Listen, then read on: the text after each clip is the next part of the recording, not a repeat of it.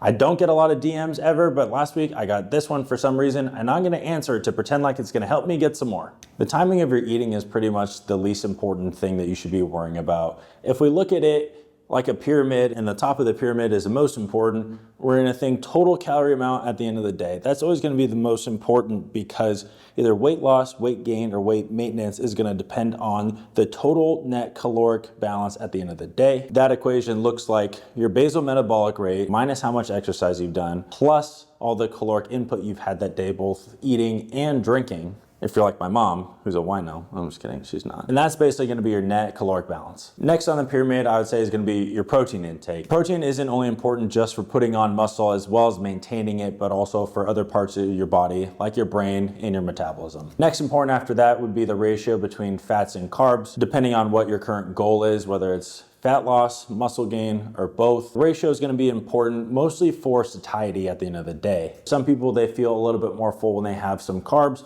Other people feel a little bit more full when they have some more fats. Just as long as at the end of the day, the total caloric amount matches whatever our goal is. Pretty much the bottom of the totem pole, like me on my college baseball team, is gonna be the timing that you do any sort of your eating. But there is one caveat, which I think means something different or special or important, which is gonna be your fat intake in relation to what time you're going to bed. And this is because out of the three macronutrients, protein, carbohydrates, and fat, fats take the most amount of energy to be able to metabolize and digest. If we have something with a lot of fat in it right before we go to bed, like some Ben & Jerry's, In-N-Out Burger, just something that tastes good, we're gonna need to expend a lot more energy to digest and metabolize that in comparison to something else with more carbohydrates and more protein, like a healthy meal of rice and chicken. Really boring. But we're probably gonna have an easier time sleeping, especially with a good amount of carbohydrates. But other than that, the timing of eating doesn't really matter. So to answer the original question specifically, no, having a protein shake before bed probably isn't gonna mess up your sleeping cycle at all.